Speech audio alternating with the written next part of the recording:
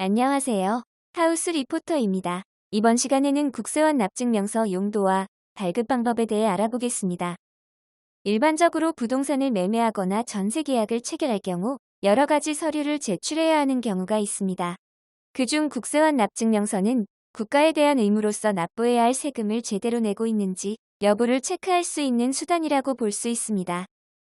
특히 주택을 담보로 대출을 이행할 경우 이렇게 될 경우 이런 서류를 필수적으로 제출할 것을 요구받기도 하는데요.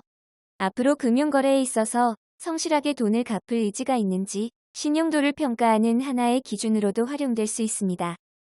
크게 세금에는 징수하는 주체에 따라 지방세와 국세로 나눌 수 있습니다.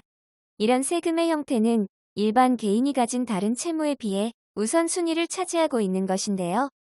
만약 주택이 경매로 넘어갈 위기에 처했을 경우 해당 소유주가 이런 지방세나 국세를 제대로 완납하지 못했을 경우가 있습니다.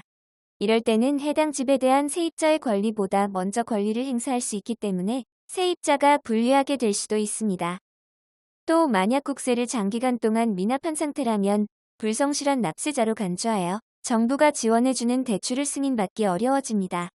따라서 주택을 구입할 때 대출이 필요할 경우 이런 국세원 납증명서를 확인한 후 미납이나 연체 사실이 확인된다면 부정적인 결과를 맞이할 가능성이 큽니다.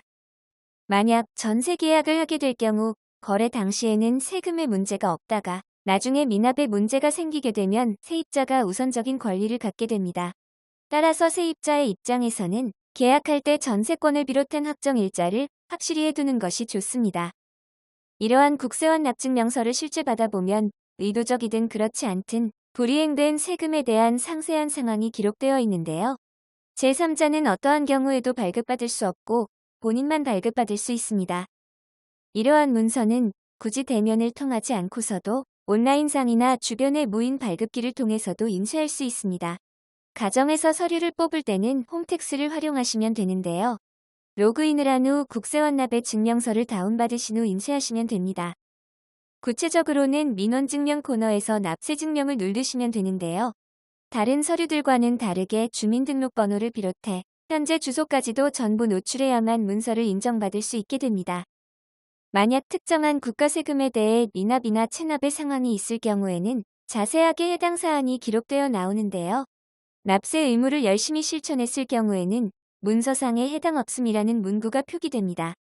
이를 확인한 후에 해당 기관에 제출하면 거래에 유리하게 활용할 수 있게 됩니다. 쌍방 간 부동산 관련 거래를 하는 상황에서 한쪽이 이런 국세원 납증명서의 발급을 거절하는 케이스도 있습니다.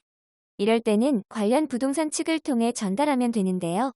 부동산 측에서 조차 거부한다면 국세와 관련된 사항에서 하자가 있을 수 있기 때문에 대수롭게 여기지 말고 반드시 짚고 넘어가는 태도가 필요합니다.